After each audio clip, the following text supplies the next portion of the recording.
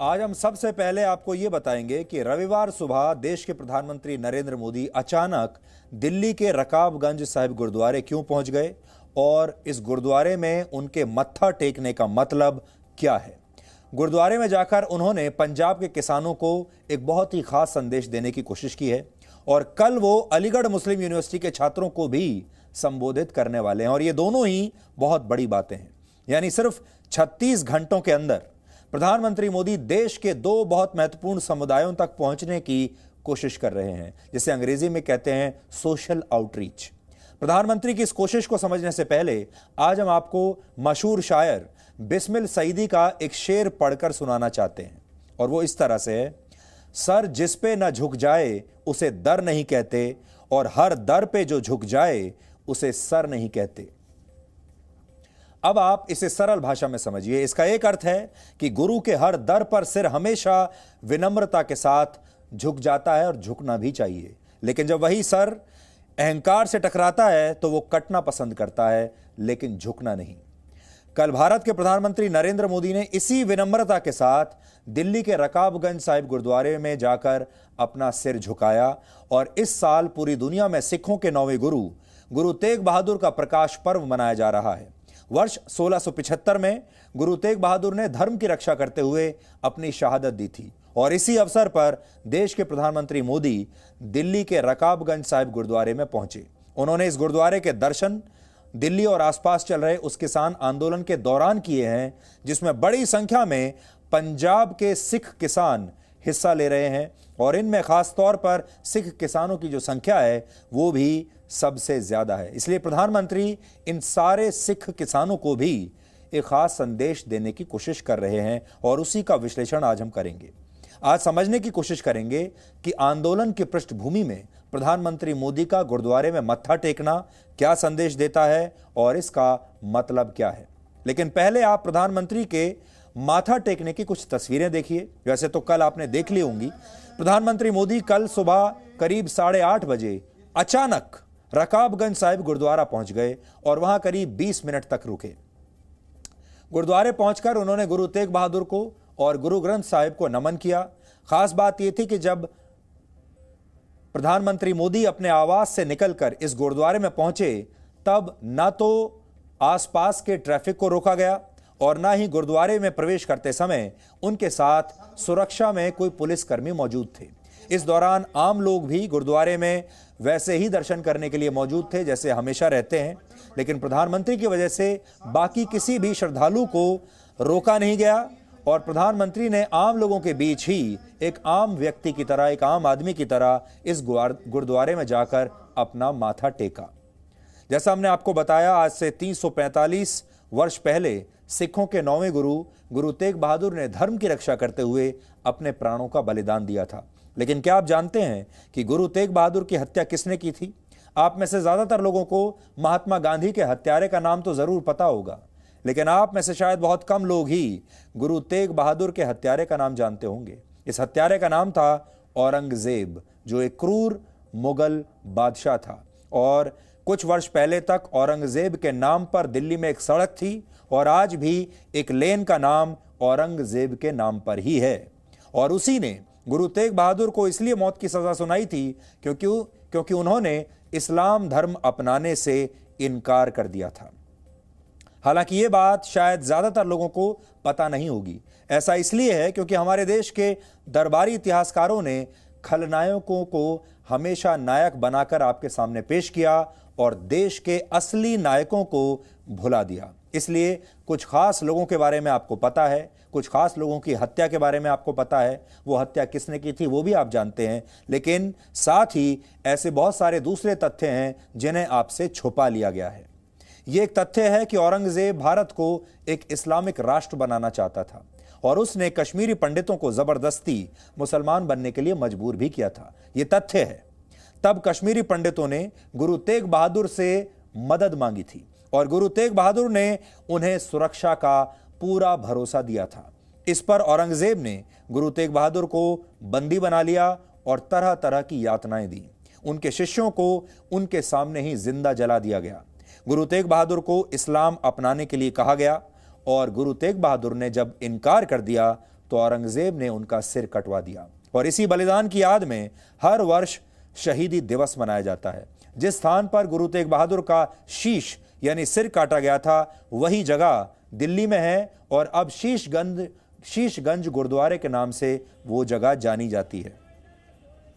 और आपको जानकर बड़ा दुख भी होगा कि इसी शीशगंज गुरुद्वारे से कुछ किलोमीटर दूर दिल्ली के लटियंस जोन में संसद भवन के बहुत करीब और जहां एक ऐसा इलाका लटियंस जोन जहां भारत के बड़े बड़े मंत्री रहते हैं, बड़े बड़े जज रहते हैं, बड़े बड़े नेता लोग रहते हैं, उसी जगह पर औरंगजेब के नाम पर एक सड़क का नाम भी रखा गया था।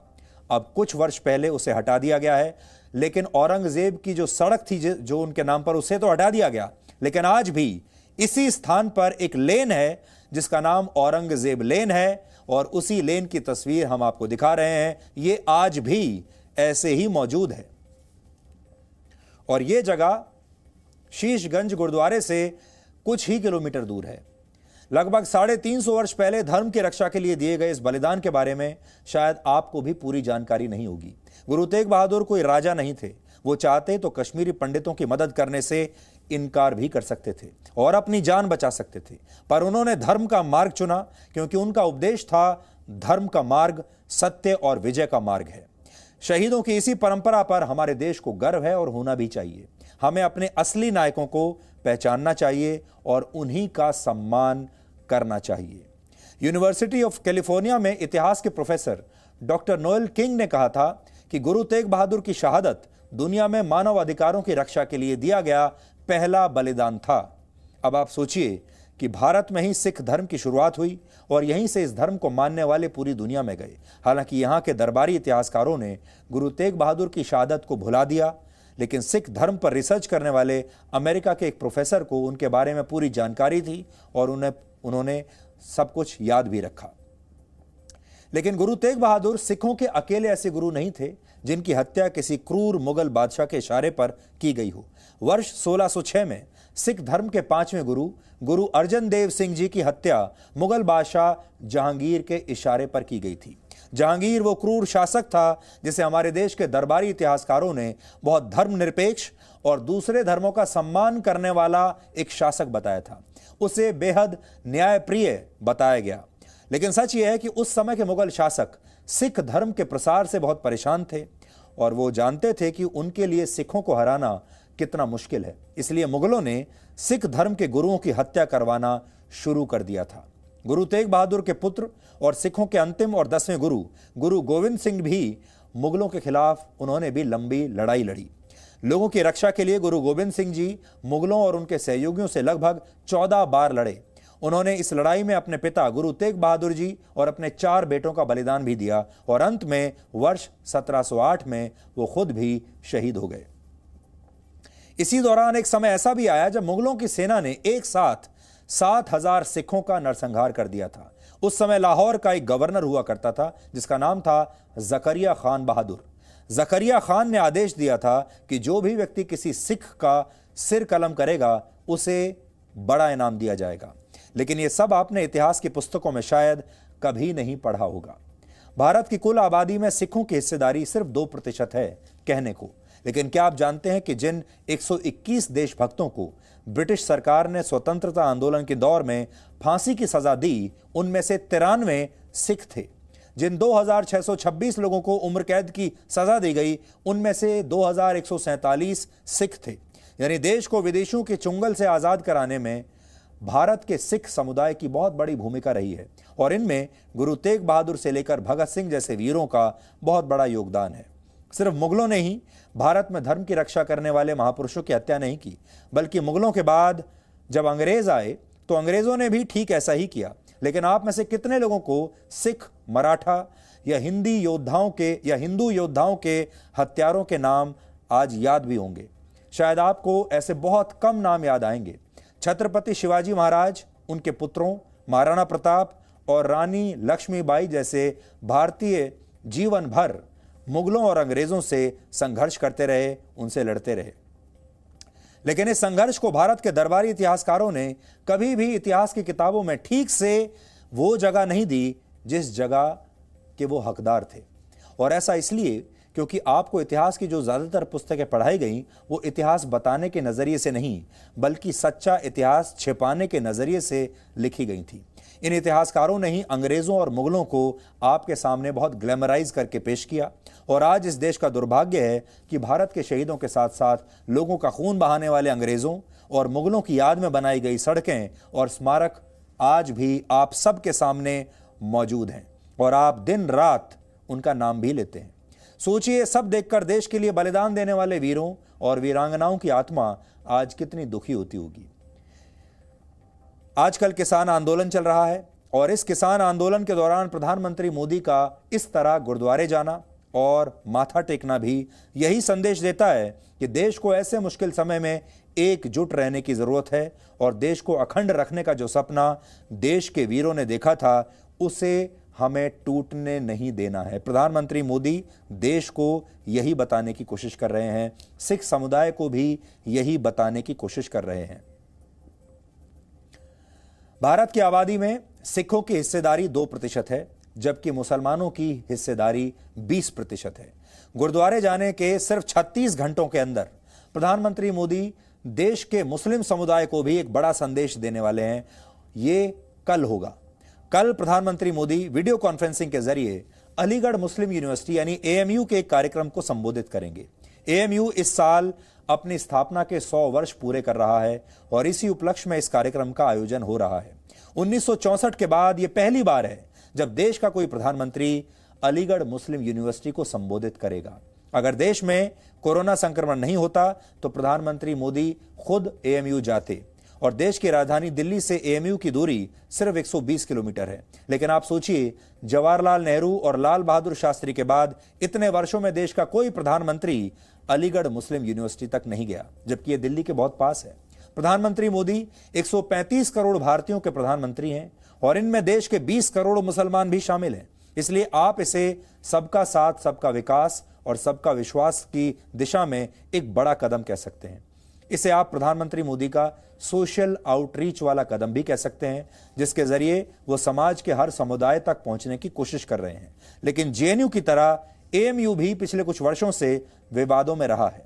कभी यूनिवर्सिटी में मोहम्मद अली जिन्ना के पोस्टर्स को लेकर विवाद हुआ तो कभी नए नागरिकता कानून के विरोध में एएमयू के छात्रों ने प्रदर्शन किए और अब इस यूनिवर्सिटी के छात्रों का एक समूह प्रधानमंत्री मोदी के संबोधन का भी विरोध कर रहा है।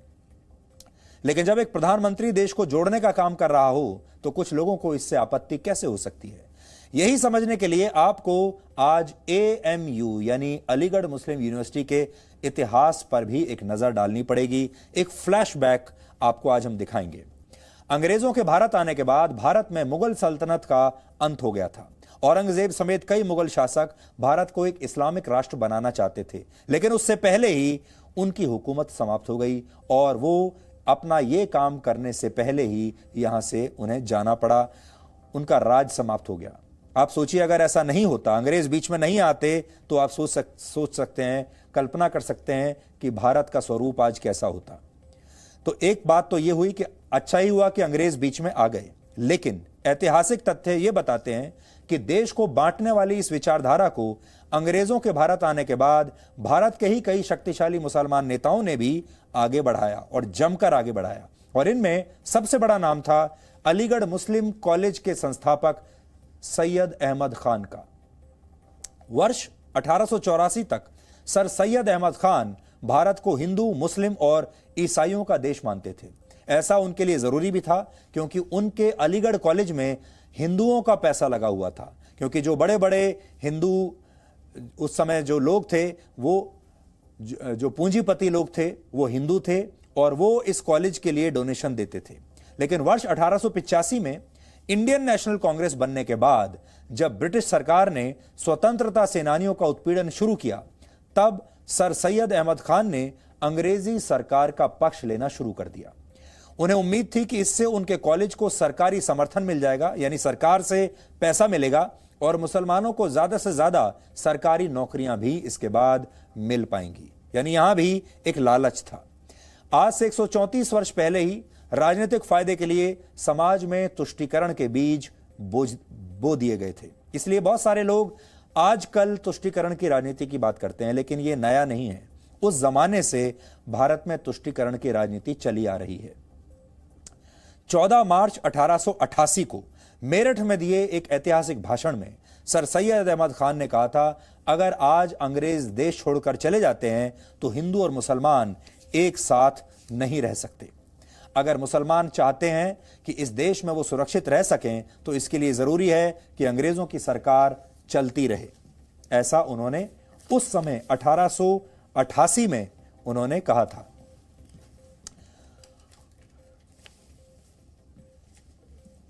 और उस समय जो उन्होंने भाषण दिया था उसकी कॉपी आज भी इस समय मेरे हाथ में है, जिसमें सर सैयद अहमद खान ने कहा था, वो मैं आपको पढ़कर सुनाता हूं। ये उसकी ओरिजिनल कॉपी है। मूल प्रति जो है ये उर्दू में है असल में। ये आज मैं लेकर आया हूं, इसको हमने पढ़ा, इसको ट्रांसलेट भी करवाया है। ये वो कॉपी है। मैं आपको और कैमरे के पास ले जाकर दिखाना चाहता हूं कि ये देखिए, ये वो कॉपी है। उर्दू में दिया गया भाषण था और उन्होंने क्या कहा वो थोड़ा सा मैं आपको पढ़कर बताता हूं, जिससे आप समझ जाएंगे कि उनके विचार क्या थे। कहने को तो टू नेशन थ्योरी के लिए कहते हैं कि ये जिन्ना की थ्योरी थी, टू नेशन थ्योरी, लेकिन टू नेशन थ्योरी के बीज किसने बोए थे वो आज आपको। यहां पर वो कहते हैं, इन whose hands shall the administration and the empire of India rest? Now suppose that all English and the whole English army were to leave India, taking with them all their cannon and their splendid weapons and everything, then who would be rulers of India? Is it possible that under these circumstances two nations, the Mohammedans and the Hindus, could sit on the same throne and remain equal in power? ये यहां ये बता रहे हैं कि अगर अंग्रेज इस देश को छोड़कर चले गए तो क्या मोहम्मडन्स और हिंदू एक साथ इस देश पर शासन कर सकते हैं? क्या एक साथ सत्ता में बराबरी से हिस्सेदार बन सकते हैं? और उसका जवाब उन्होंने यहीं पर दे दिया, मोस्ट सर्टेनली नॉट। ऐसा उन्होंने लिखा है, it is necessary that one of them should conquer the other and thrust it down. Hindu और मुसलमानों में एक के लिए बहुत जरूरी होगा कि एक दूसरे पर विजय प्राप्त करे और तभी वो शासन कर पाएगा। ये टू नेशन थ्योरी जो है उन्होंने 1888 में इस ऐतिहासिक भाषण में दे दी थी।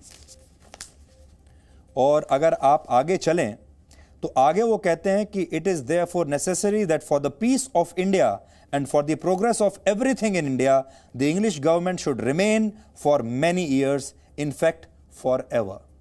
तो ये कहते हैं कि हिंदू और मुसलमान आपस में लड़ेंगे, वो दोनों आपस में एक साथ मिलकर रह नहीं सकते, इसलिए इस देश की भलाई इसी में रहेगी कि अंग्रेजों की जो हुकूमत है वही इस देश में चलती रहे। और आगे वो लिखते हैं, लंबे समय तक और बहुत सारे वर्षों तक चलती रहे, और नहीं तो वो ये कहते हैं कि असल में इस देश पर हमेशा अंग्रेजों की ही हुकूमत चलती रहनी चाहिए, ये हमारे हित में है।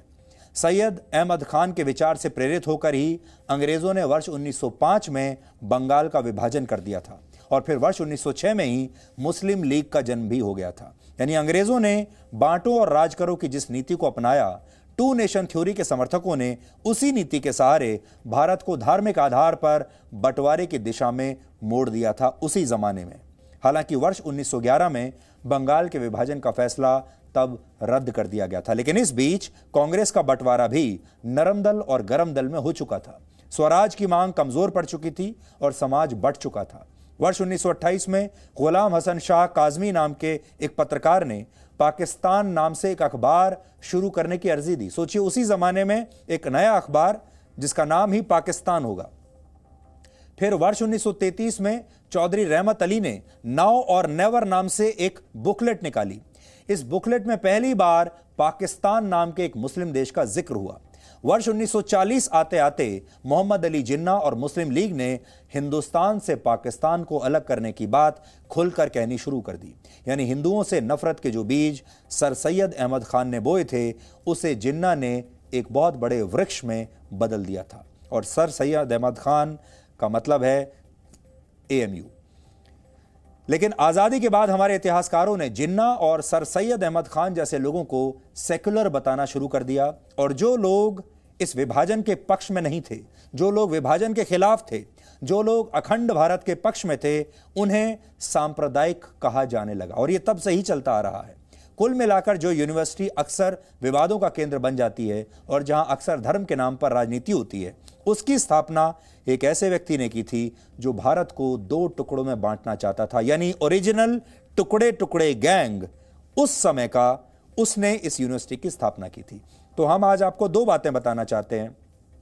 ये जो गोदी मीडिया की बात होती है, ये गोदी मीडिया असल में इसका नाम है दरबारी मीडिया। और ये दरबारी मीडिया आज से नहीं है, दशकों से इस देश में चलता आ रहा है। सिर्फ आपकी नजर उस पर नहीं पड़ी क्योंकि व्यवस्था ही ऐसी थी। और इसी तरह जो टुकड़े टुकड़े गैंग आज आप सुनते हैं, ये नया नहीं है, ये हमारे देश पर दशकों से राज करता आ रहा है। लेकिन अब एएमयू के छात्रों तक पहुंचकर प्रधानमंत्री मोदी एक बार फिर से सबका विश्वास जीतने की कोशिश करना चाहते हैं और कल पूरे देश की नजर इस पर रहेगी कि वो एएमयू के छात्रों से क्या बात करते हैं। आपने देखा होगा, पहले मुगलों ने, फिर अंग्रेजों ने और फिर देश के कुछ शक्तिशाली मुसलमान नेताओं ने हमेशा भारत को तोड़ने के सपने देखे और फिर भारत टूट भी गया। भारत के 2 टुकड़े हो गए 1947 में। धर्म के आधार पर यह हमारे इतिहास का सबसे बड़ा बंटवारा था और इनमें दरबारी इतिहासकारों ने पूरा साथ दिया। लोगों को जबरदस्ती ईसाई बनाने वाले अंग्रेजों का कभी विरोध नहीं किया गया। धर्म के नाम पर देश को बांटने वालों को सेक्युलर बना दिया गया। लेकिन जैसे ही कोई राजनेता हिंदुओं की बात करता है तो उसे विदेशी मीडिया हिंदू नेशनलिस्ट कहने लगता है, जबकि मुसलमानों के नाम पर राजनीति करने वाली AIMIM यानी ओवैसी की पार्टी जैसी पार्टियों के बारे में इस तरह का एक शब्द भी कभी लिखा नहीं जाता। इस समय पश्चिमी देशों की तरह भारत के लोग भी क्रिसमस की तैयारियों में जुटे हुए हैं। आपने देखा होगा, हमारे देश में भी क्रिसमस को लेकर बहुत एक्साइटमेंट है। इसमें कोई बुराई नहीं है। भारत एक धर्मनिरपेक्ष देश है और यहाँ सब धर्मों को मानना चाहिए, सब धर्मों के त्योहारों को मानना चाहिए, सबका बराबर सम्मान होना चाहिए। हमारी आपसे अपील है। लेकिन हम बार बार यही कहते हैं कि सबका बराबर सम्मान होना चाहिए। हिंदुओं के त्योहारों को लोग पिछड़ेपन की निशानी कई बार मानने लगते हैं। ईसाई मिशनरियों के नाम पर बने स्कूलों में अपने बच्चों का दाखिला कराने के लिए हमारे देश के माँ बाप अक्सर परेशान रहते हैं, लाइन में लगते हैं, सिफारिशें करवाते हैं। इन स्कूलों में क्रिश्चियन तौर तरीकों से शिक्षाएं दी जाती हैं। इस पर किसी को कोई आपत्ति नहीं होती, उसे सब सेक्युलर कहते हैं। लेकिन अगर कोई स्कूल सनातन संस्कृति के हिसाब से बच्चों को पढ़ाता है तो उसे शक की निगाह से देखा जाता है, उसका विरोध होने लगता है और उस पर सांप्रदायिकता का ठप्पा लग जाता है। आप में से शायद बहुत कम लोगों को इस बात की जानकारी होगी कि जब 16वीं शताब्दी में पुर्तगालियों ने भारत के गोवा पर कब्जा किया था, तब वहां रहने वाले हिंदुओं का बड़े पैमाने पर उत्पीड़न हुआ। सरकारी दफ्तरों में किसी भी पद पर हिंदुओं को बैठाने पर पाबंदी थी। हिंदू ईसाई धर्म से जुड़े किसी प्रतीक चिन्ह को अपने पास नहीं रख सकते थे और ना ही उसका निर्माण कर सकते थे। गांव में रहने वाले सभी हिंदू क्लर्क्स की जगह ईसाइयों की भर्ती कर दी गई थी। यहां तक कि किसी मुकदमे की सुनवाई के दौरान हिंदुओं को गवाह बनाए जाने पर भी रोक थी। हिंदुओं के मंदिर तोड़ दिए गए और नए मंदिर बनाने पर रोक लगा दी गई। इस दौरान हजारों हिंदुओं की हत्याएं की गई। लेकिन फिर भी ये सब ना तो क्रिश्चियन स्कूलों में पढ़ाया जाता है, ना ही भारत में इतिहास की किताबों में इनका कोई जिक्र है। इससे आप अंदाजा लगा सकते हैं कि दरबारी इतिहासकार भारत को कैसा देश बनाना चाहते थे, कैसा समाज बनाना चाहते थे। आजादी के बाद 70 वर्षों तक दरबारी और असली गोदी मीडिया के इस इकोसिस्टम ने आखिर काम कैसे किया। आपने देखा होगा, अक्सर आजकल गोदी मीडिया की बात होती है और सोशल मीडिया पर बार बार गोदी मीडिया के बारे में बताया जाता है। लेकिन क्या आप जानते हैं कि ये गोदी मीडिया आज से नहीं है। ये गोदी मीडिया तो आज़ादी के समय से चल रहा है और इसका नाम है दरबारी मीडिया, क्योंकि ये मीडिया के जो लोग थे ये दरबारों में बैठते थे और लगातार 70 वर्षों तक यही करते रहे। अब जब इनकी दुकानें बंद होने लगी, अब जब इनकी व्यवस्थाएं खत्म होने लगी, अब जब इनकी पेंशन बंद हो गई और जो नेता और जो सरकारें इन्हें पेंशन पर रखा करते थे अपने दरबार में, वो खुद इस लायक नहीं रहे कि वो इनके लिए कुछ भी कर सकें। अब ये सारे लोग परेशान हो रहे हैं। अब जब एक दूसरा नैरेटिव इस देश में आने लगा, जो पैरेलल नैरेटिव बन रहा है, राष्ट्रवाद का नैरेटिव, अब इन लोगों को परेशानी होने लगी। और अब ये सारे लोग, वो तमाम पत्रकार या न्यूज़ चैनल, जी न्यूज़ जैसे, जो आपके सामने राष्ट्रवाद की बात करते हैं, जो सही को सही कहते हैं, जो इतिहास में हुई गलतियों को आपके सामने उजागर करते हैं, उन्हें गोदी मीडिया का नाम इन्होंने देना शुरू कर दिया। इसे समझने के लिए आज एक तस्वीर देखिए। इस तस्वीर में गोदी मीडिया के 4 स्तंभ आपको हम बता रहे हैं। एक दिन पहले भी आपको ये तस्वीर दिखाई थी। ये जो ओरिजिनल गोदी मीडिया है हमारे देश का, ये उसकी तस्वीर है। इसमें पहला स्तंभ है दरबारी इतिहासकारों का, जिन्होंने इतिहास को ऐसे पेश किया ताकि ये देश कभी एक ही ना हो पाए, इतिहास को छुपाया। दूसरा स्तंभ स्कूल और कॉलेजों में पढ़ाई जाने वाली टेक्स्ट बुक, इनके जरिए भी देश की पीढ़ियों के मन में दरबारी राजनीति को पसंद आने वाले विचार डाले गए। तीसरा स्तंभ दरबारी पत्रकारों का, जिन्होंने देश को खतरा पहुंचाने वाली विचारधारा के लिए अपनी पत्रकारिता को नीलाम कर दिया। और आखिर में वो बुद्धिजीवी जो देश को बार बार ये कहकर डराते हैं कि देश का लोकतंत्र खतरे में है और देश के लोगों की आजादी अब कभी भी छीन ली जाएगी। आज से 2020 साल पहले उज्जैनी नगरी में एक राजा हुए थे जिनका नाम था शूद्रक। शूद्रक ने मृच्छकटिकम नाम का एक नाटक लिखा। मृच्छकटिकम मतलब मिट्टी का खिलौना या मिट्टी की गाड़ी। इस नाटक में उस समय एक संवाद लिखा गया था जिसका हिंदी में अर्थ है, मृत्यु से नहीं बदनामी से डर लगता है। फिर से आप सुन लीजिए, मृत्यु से नहीं बदनामी से डर लगता है। यश की हानि और कीर्ति के धूमिल होने से डर लगता है, क्योंकि आपकी पहचान पर किया गया हमला आपके शरीर पर दिए गए घाव से कहीं ज्यादा घातक होता है। यह डर आज से नहीं, कई शताब्दियों पहले से इंसान के मन पर रहा है, हमेशा से। आप कहेंगे ये सब दार्शनिक और मनोवैज्ञानिक चर्चा आज क्यों हो रही है? वो इसलिए क्योंकि बीते शनिवार को एक खबर आई और ये खबर आकर चुपचाप चली भी गई। ये खबर आप तक पहुंच ही नहीं पाई। 2 दिन हमने इंतजार किया, शनिवार का इंतजार किया, रविवार का इंतजार किया, और जब सोमवार तक भी ये खबर आप तक नहीं पहुंची तो हमें लगा कि आज आपको ये फॉर्मूला बताना चाहिए। ये खबर कांग्रेस के नेता और कांग्रेस की सरकार में मंत्री रहे जयराम रमेश के उस माफीनामे से जुड़ी हुई थी जिसमें उन्होंने देश के राष्ट्रीय सुरक्षा सलाहकार अजीत डोवल के पुत्र विवेक डोवल से माफी मांगी थी। विवेक डोवल पर 17 जनवरी 2019 को, यानी पिछले साल, कांग्रेस के बड़े नेता और पूर्व केंद्रीय मंत्री जयराम रमेश ने कुछ गंभीर आरोप लगाए थे। आरोप एक मैगजीन के जरिए लगाए गए। इस मैगजीन का नाम है कैरावान। इस कैरावान मैगजीन में एक लेख छपा था और उस लेख के आधार पर ही आरोप लगाए गए थे। इस लेख में विवेक डोवल और उनकी कंपनी पर घोटाले के आरोप लगे। विवेक डोवल ने जयराम रमेश पर उस समय जानबूझकर बदनाम करने का एक मुकदमा दायर किया, यानी ये मानहानि का मुकदमा था। वर्ष 2019 के लोकसभा चुनाव के दौरान यह बहुत बड़ा मुद्दा बना, क्योंकि 2019 में लोकसभा चुनाव जब होने वाला था, उससे पहले राष्ट्रीय सुरक्षा सलाहकार और उनके परिवार पर इस तरह हमला करना, भ्रष्टाचार के आरोप लगाना, ये बताना कि उनके परिवार ने, उनके पुत्र ने भ्रष्टाचार किए हैं, उनके कुछ बेनामी दूसरे देशों में अकाउंट्स हैं, बैंक अकाउंट्स हैं, उनमें पैसा ट्रांसफर किया गया है, ये कहानी बनाई गई। उस कहानी को कैरावान मैगजीन में छापा गया और फिर उस मैगजीन के आधार पर जयराम रमेश ने एक बहुत बड़ा कैंपेन उनके खिलाफ चला दिया। लोकसभा चुनाव से ठीक पहले यह पूरा मामला सोशल मीडिया और सियासत में लगातार छाया रहा। इस पर खूब लिखा गया, खूब पढ़ा गया, अखबारों में लेख छपे, सोशल मीडिया में छपे और न्यूज़ चैनल्स पर डिबेट तक हुए। लेकिन जब अदालत में इसे सच साबित करने की बात हुई तो जयराम रमेश इसे साबित नहीं कर पाए। वो अदालत में ये साबित नहीं कर पाए कि जो आरोप उन्होंने लगाए थे वो आरोप सही थे, और उन्होंने उसके बाद अदालत में चुपचाप माफ़ी मांग ली।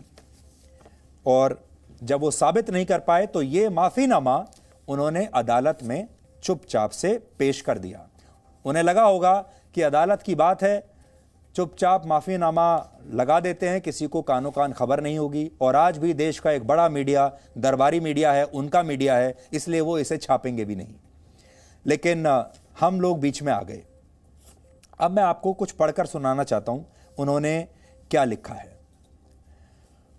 उन्होंने लिखा है, dear Vivek, I had conducted a press conference on 17th January 2019 making certain statements about you, your family and your business venture.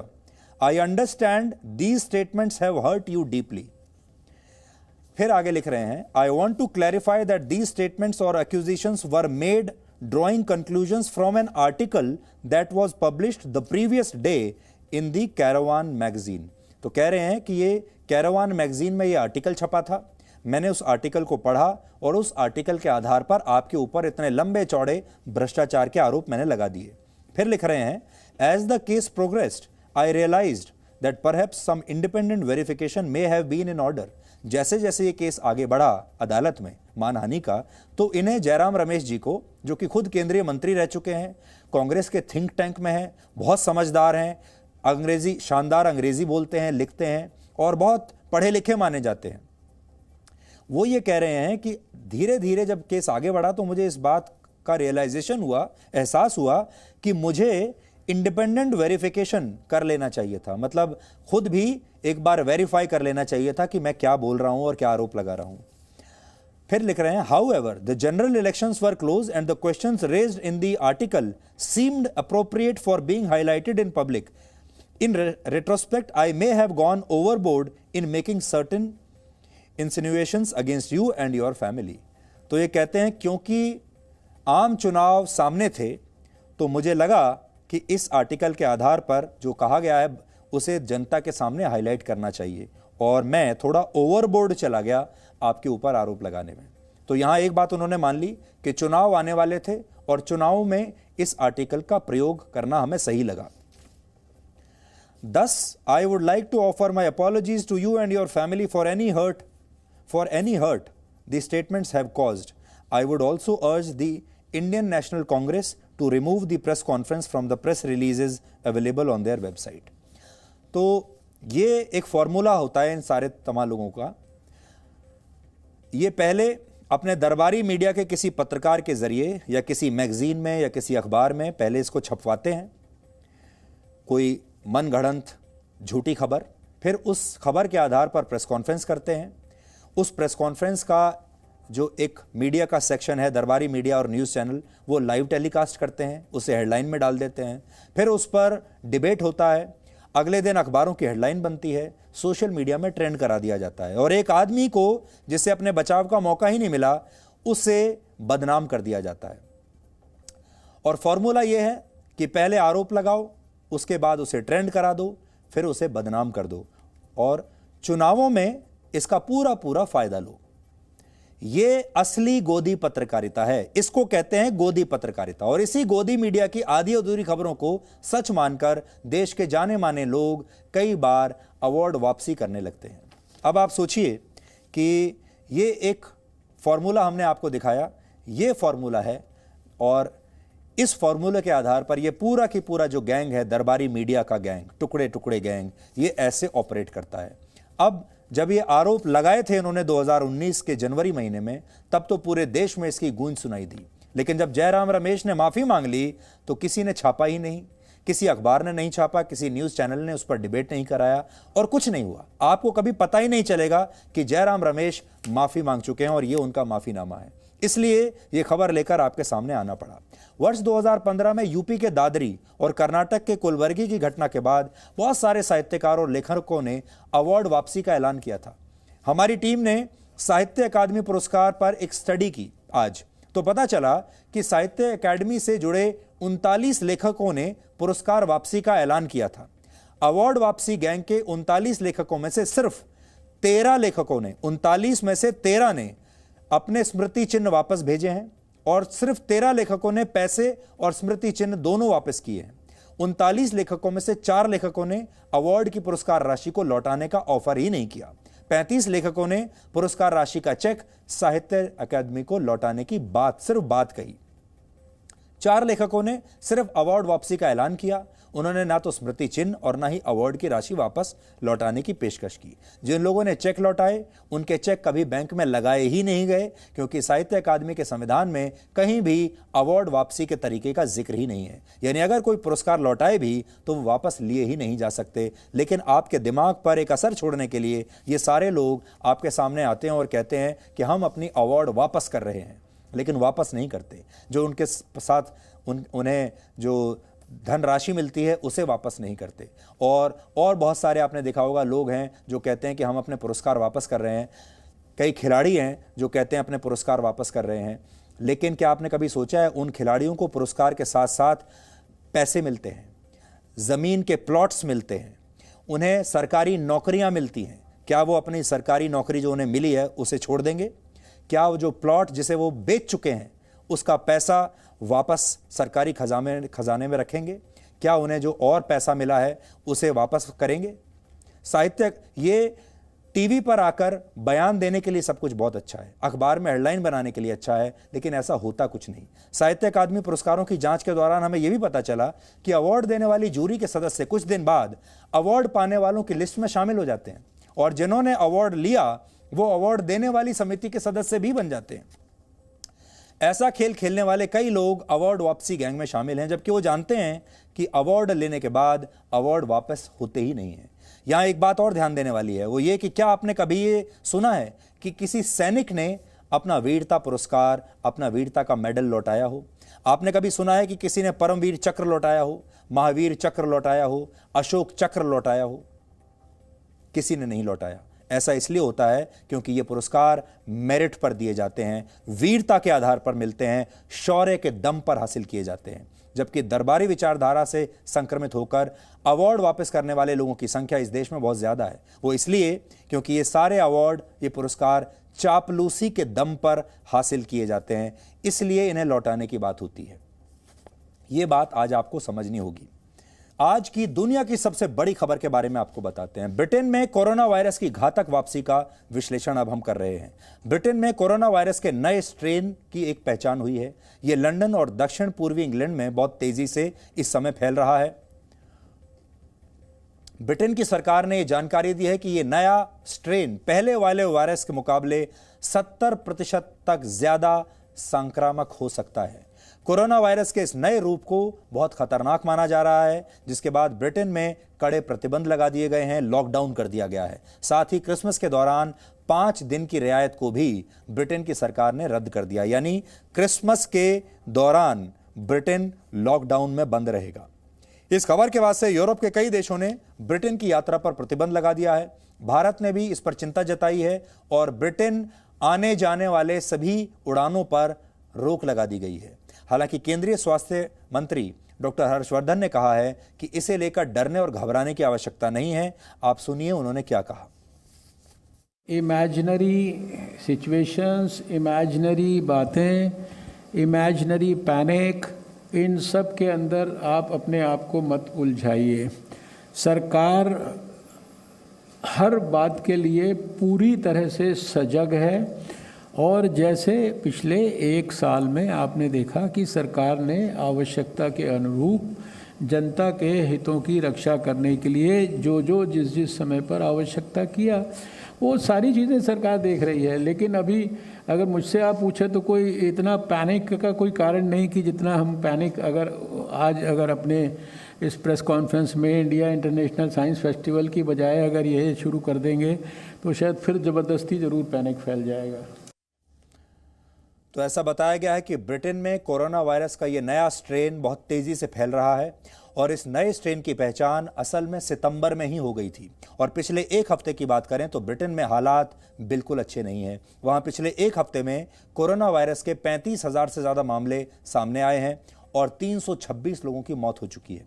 यानी वहां औसतन हर घंटे कोरोना वायरस से 2 लोगों की मौत हो रही है, जिसे देखते हुए टर्की और स्विट्जरलैंड ने भी ब्रिटेन से आने वाली सभी उड़ानों पर अस्थायी रूप से प्रतिबंध लगा दिया गया है। हालांकि कोरोना वायरस का नया स्ट्रेन कितना खतरनाक है या इस पर वैक्सीन जो नई आई है वो काम करेगी या नहीं, इस बात का कोई प्रमाण अभी किसी के पास नहीं है। लेकिन जितनी तेजी से लोग इससे संक्रमित हो रहे हैं, उसने कई देशों की चिंता और बढ़ा दी है। तो आपको भी बहुत सावधान रहने की जरूरत है, और कहीं ऐसा ना हो जब हमने वर्ष 2020 की शुरुआत की थी, आपको याद होगा जनवरी में हम सब एक दूसरे को हैप्पी न्यू ईयर कहकर 2020 की शुभकामनाएं दे रहे थे, और 2020 में हमें एक नया वायरस मिला, कोरोना वायरस। अब ऐसा ना हो कि 2021 में हमें कोरोना वायरस का एक नया रूप शुरू में ही मिल जाए और उसके बाद पूरा साल इस नए रूप से संघर्ष करने में निकल जाए। इसलिए आप सबको बहुत ही ज़्यादा केयरफुल रहने की ज़रूरत है, सावधान रहने की ज़रूरत है। ये संकट अभी समाप्त नहीं हुआ है, और अगर आपके कोई रिश्तेदार ब्रिटेन में रहते हैं या ब्रिटेन से भारत आने वाले हैं या आप ब्रिटेन जाने के बारे में सोच रहे हैं, तो अब आप अपने प्लान्स को, अपनी योजनाओं को बिल्कुल बदल दीजिए। अब हम इस साल की सबसे लंबी रात और इस साल के सबसे छोटे दिन का एक छोटा सा विश्लेषण करेंगे। आज पृथ्वी के उत्तरी गोलार्ध यानी नॉर्दर्न हेमिस्फेयर वाले देशों में इस साल का सबसे छोटा दिन रहा। यहां छोटे दिन से अर्थ है कि सूर्य की किरणें पृथ्वी के इस हिस्से पर सबसे कम समय के लिए पड़ी, यानी आज का दिन बहुत छोटा रहा और रात सबसे लंबी रहेगी। विज्ञान की भाषा में इस एस्ट्रोनॉमिकल इवेंट को विंटर सॉल्स्टिस कहा जाता है। यह घटना हर साल होती है, यानी हर वर्ष पृथ्वी के उत्तरी और दक्षिणी गोलार्ध पर सबसे बड़ा और सबसे छोटा दिन होता है। लेकिन आप सोच रहे होंगे कि ऐसा होता क्यों है, तो पृथ्वी से जुड़ी इस अनोखी घटना को आज हम बहुत ही सरल शब्दों में आपको समझाने की कोशिश करेंगे। इसलिए आज आपको यह खबर पूरे परिवार के साथ, खासतौर पर अपने बच्चों के साथ जरूर देखनी चाहिए। सबसे पहले आप इक्वेटर यानी भूमध्य रेखा को समझिए।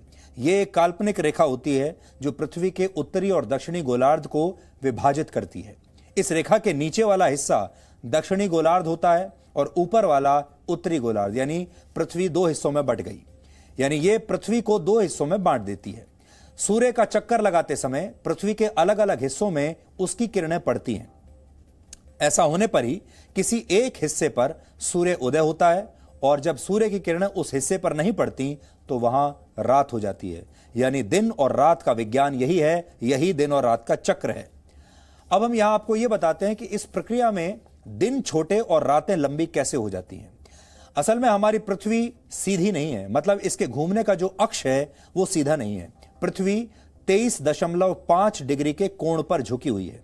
इस कोण पर जब सूर्य पृथ्वी के उत्तरी गोलार्ध में मौजूद होकर मकर रेखा में होता है तो पृथ्वी के इस हिस्से पर सूर्य की किरणें ज्यादा देर के लिए नहीं पड़ती। इससे यहां दिन छोटे हो जाते हैं और रातें लंबी हो जाती हैं, और इस एस्ट्रोनॉमिकल इवेंट को ही विंटर सॉल्स्टिस कहा जाता है। हर वर्ष 20 से 23 दिसंबर के बीच यह घटना देखी जाती है। 20 से 23 दिसंबर।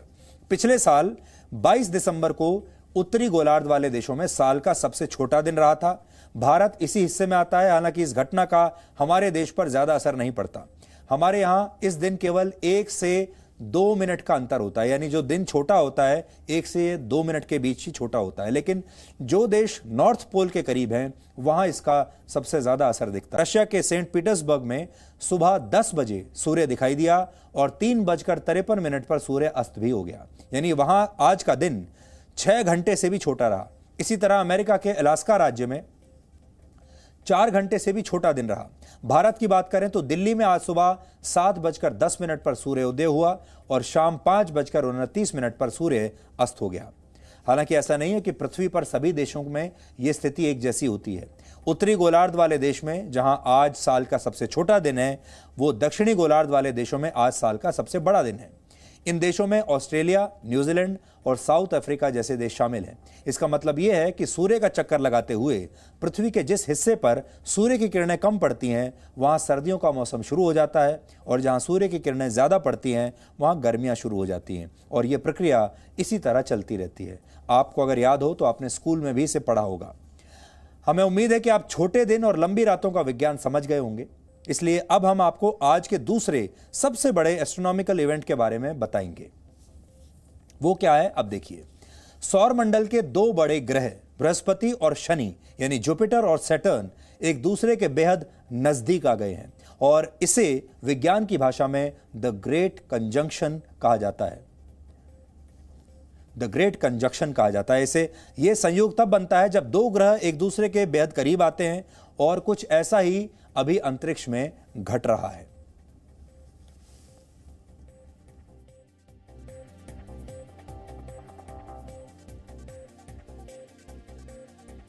$397 वर्षों बाद बृहस्पति और शनि का मिलन अब देखा जा सकता है, और ये दोनों ग्रह इस समय एक दूसरे से 0.1 डिग्री के अंतर पर मौजूद हैं। अमेरिका की अंतरिक्ष एजेंसी नासा के मुताबिक इन दोनों ग्रहों का ऐसा मिलन इससे पहले वर्ष 1623 में देखा गया था। यानी यह अंतरिक्ष की एक दुर्लभ और अद्भुत घटना है जिसे आप अपनी टीवी स्क्रीन पर इस समय देख रहे हैं। यानी इस समय पृथ्वी, बृहस्पति और शनि ग्रह इस समय एक रेखा पर मौजूद हैं। लेकिन शनि और बृहस्पति ग्रह की वास्तविक दूरी अब भी बहुत दूर है। अब भी ये जो दूरी है ये 73 करोड़ किलोमीटर से ज्यादा की है, 73 करोड़ किलोमीटर। और इसे आप कहते हैं कि यह सबसे करीब है। 26 अक्टूबर को ये दोनों ग्रह एक दूसरे से काफी दूर थे, लेकिन बाद में यह अंतर कम होता चला गया और इस समय ये दोनों ग्रह एक ही रूप में नजर आ रहे हैं। आप चाहें तो इसे बृहस्पति और शनि ग्रह का दुर्लभ मिलन भी कह सकते हैं। दिल्ली के लोग अब से कुछ देर में लगभग 11 बजे आज रात को इस संयोग को देख सकते हैं। जुपिटर को सूर्य का एक चक्कर लगाने में लगभग 12 वर्ष लगते हैं। सैटर्न यानी शनि ग्रह 29.4 वर्षों में इसका एक चक्कर लगाता है। लेकिन जब ये दोनों ग्रह सूर्य का चक्कर लगा रहे होते हैं तो हर 20 साल में दोनों एक दूसरे के भी बेहद करीब आ जाते हैं। वर्ष 2000 में भी ऐसा हुआ था, लेकिन तब यह संयोग दिन के समय बना था, इसलिए इसे देखा नहीं जा सका। लेकिन अब आप आज रात इसे देख सकते हैं। यह संयोग दुर्लभ इसलिए भी है क्योंकि इसके बाद अब वर्ष 2080 में ही जुपिटर और सैटर्न इतने पास आएंगे और तब इन्हें देखा जा सकेगा। आप अक्सर लाइन ऑफ कंट्रोल यानी LOC पर पाकिस्तान के सीज फायर उल्लंघन की खबरें देखते रहते होंगे, सुनते रहते होंगे। आपको यह भी बताया गया होगा कि भारतीय सेना ऐसे किसी भी हमले के जवाब में कड़ा प्रहार करती है। कई बार तो पाकिस्तान की पोस्ट को रॉकेट लॉन्चर्स और एंटी टैंक मिसाइल्स की मदद से नष्ट भी कर देती है। आप सोचते होंगे ये कौन सा रास्ता है जिसका इस्तेमाल करके पाकिस्तान पिछले 73 वर्षों से भारत में घुसपैठ करता आ रहा है। इस वर्ष नवंबर तक पाकिस्तान ने 4000 से ज्यादा सीज फायर का उल्लंघन किया, 4000 बार, जो पिछले 17 वर्षों में सबसे ज्यादा है। सबसे पहले वर्ष 1947 के युद्ध में भी भारत और पाकिस्तान की सेना के बीच राजौरी, नौशेरा और पुंछ में भीषण लड़ाई हुई थी। इसके बाद 1965 में पाकिस्तान ने कश्मीर को भारत से काटने के लिए जम्मू पर हमला किया था। पाकिस्तान के आतंकवादियों के लिए इलाका भारत में घुसपैठ का सबसे आसान तरीका है। यह रास्ता दिखाने के लिए आज हम आपको जम्मू कश्मीर के राजौरी में LOC से सिर्फ 600 मीटर दूर भारतीय सेना के एक पोस्ट पर लेकर चलेंगे और वहां से हमने ये ग्राउंड रिपोर्ट आपके लिए तैयार की है, जहां इन दिनों पाकिस्तान आतंकवादियों को भेजने की कोशिश कर रहा है। आप अभी जिस पोस्ट की तस्वीरें देख रहे हैं, सुरक्षा कारणों से उस लोकेशन का नाम हम आपको नहीं बता रहे हैं, लेकिन वहां पर भारतीय सेना के एक बंकर की तस्वीर आप देख सकते हैं। इससे आपको सैनिकों के जोश और हौसले का अंदाजा मिलेगा। इस बंकर पर बुलेट प्रूफ शीशे लगे हुए हैं और उन बुलेट प्रूफ शीशों पर भी पाकिस्तान की गोलियों के निशान आप यहां देख सकते हैं। यह बुलेट प्रूफ शीशा है, लेकिन इसमें भी आप गोलियों के निशान यहां देख सकते हैं। और बंकर की दीवार अगर आप देखें तो इस बंकर से पर लिखा हुआ है कि कौन सी जगह कितना दूर है। इस बंकर से पाकिस्तान ऑक्यूपाइड कश्मीर की दूरी 680 मीटर है। POK के एक आतंकवादी लॉन्च पैड नकयाल की दूरी 18 किलोमीटर, आतंकवादी ट्रेनिंग सेंटर कोटली से इस पोस्ट की दूरी 50 किलोमीटर है और इस बंकर से POK का मीरपुर 114 किलोमीटर है, जो आतंकवादियों का रिक्रूटिंग सेंटर है। पाकिस्तान की फौज के हेडक्वार्टर रावलपिंडी की दूरी 178 किलोमीटर है और पाकिस्तान की राजधानी इस्लामाबाद के बारे में लिखा है वेल विद इन रीच, यानी ये भारतीय सेना की पहुंच में है, ऐसा इस बंकर पर लिखा है। अब आप देखिए हमारी ग्राउंड रिपोर्ट।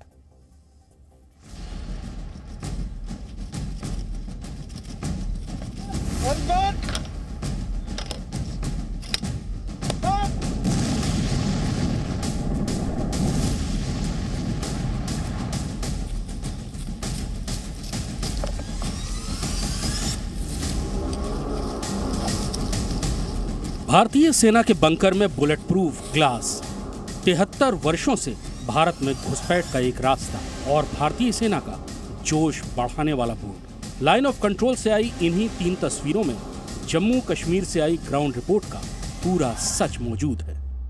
1 दिसंबर को इस जगह से केवल 200 मीटर दूर आतंकवादियों के एक बड़े गिरोह ने भारतीय सीमा में घुसने की कोशिश की थी, जिनको एक बड़ी भिड़ंत के बाद पीछे जाने पर मजबूर कर दिया गया। और उसी दिन पाकिस्तान की सेना ने यहाँ पर जिस जगह मैं खड़ा हूँ बहुत ज़्यादा गोलियाँ बरसाई थीं। ये आप निशान देख रहे होंगे, ये पाकिस्तान की मशीन गनों के निशान हैं। ये पाकिस्तानी मशीन गनों की गोलियाँ थीं जिन्होंने इस कमरे को लगातार निशाना बनाया था और यहाँ की लगभग हर खिड़की से, जिस खिड़की पर हम खड़े हैं उस खिड़की से भी लगातार इस खिड़की को निशाना बनाया गया था। लेकिन पाकिस्तान के किसी भी हमले को नाकाम करने के लिए भारतीय सैनिकों के पास anti tank guided missile, rocket launcher और मीडियम मशीन गन जैसे 3 घातक हथियार हैं। आपने इन पुरानी तस्वीरों में पाकिस्तान के बंकरों पर किया गया सटीक हमला देखा होगा। इनका निशाना अचूक है और रफ्तार ऐसी कि पलक झपकते ही टारगेट तबाह। ये attack anti tank guided missile से किया जाता है और 5 किलोमीटर की दूरी तक ये मजबूत से मजबूत बंकर को भी तबाह कर सकती है। भारतीय सैनिकों का दूसरा हथियार है रॉकेट लॉन्चर। ये 1 किलोमीटर से ज्यादा दूरी तक हमला करने की जबरदस्त फायर पावर देते हैं। ये 4 तरह के घातक रॉकेट्स फायर करते हैं। इसके अलावा भारतीय जवान मीडियम मशीन गन के साथ 24 घंटे तैनात रहते हैं। इनका निशाना पाकिस्तान की तरफ और उंगलियां ट्रिगर पर होती हैं। यहां से पाकिस्तान की चौकी सिर्फ 600 मीटर दूर है और ये मीडियम मशीन गन 2 किलोमीटर से ज्यादा दूरी तक निशाना लगा सकती है। यह हथियार ही नहीं, निगरानी के लिए इन सैनिकों के पास स्वदेशी ड्रोन भी है। ये टेक्नोलॉजी आतंकवादियों को खबर दिए बिना उन पर नजर रखती है और इसकी मदद से ही पाकिस्तान के आतंक पर सटीक हमला भी होता है। इस महीने की शुरुआत यानी 1 दिसंबर को भारतीय सेना ने पाकिस्तान के आतंकियों की घुसपैठ को नाकाम कर दिया था और तब वहां पर मेड इन पाकिस्तान बिस्किट और जूस के पैकेट्स मिले थे। अगर इसके बाद भी कोई आतंकवादी भारत की सीमा में घुस जाए तो यहाँ मौजूद ये सैनिक इन जंगलों में ही उन्हें खत्म कर देते हैं। घने जंगलों के बीच ये भारतीय जवान सुरक्षा की एक दीवार है और इनकी लगातार सतर्कता की वजह से पाकिस्तान की बॉर्डर एक्शन टीम यानी बैट और आतंकवादियों के लिए ये इलाका कब्रगाह बन गया है। 73 वर्षों से पीर पंजाल रेंज का ये दक्षिणी हिस्सा आतंकियों के लिए पाकिस्तान में घुसने का सबसे आसान रास्ता है। सर्दियों की बर्फबारी के बाद पाकिस्तान इसी रास्ते से आतंकवादियों को भेजकर हर वर्ष भारत के साथ छल करता है और सीज फायर का उल्लंघन करके पाकिस्तान भी इन आतंकवादियों की मदद करता है।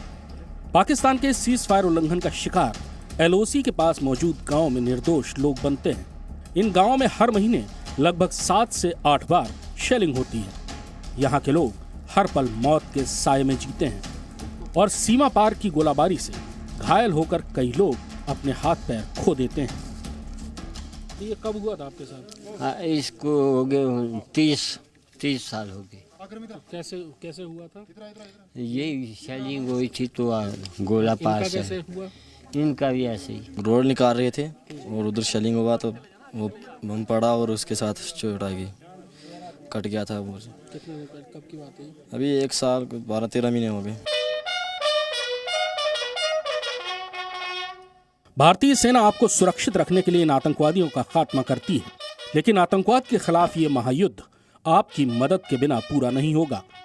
इसलिए जरूरत के समय सेना से सबूत मांगने वालों का साथ देने के बजाय इन वीर योद्धाओं का समर्थन जरूर कीजिएगा। कृष्ण मोहन मिश्रा, जी मीडिया, राजौरी, जम्मू कश्मीर।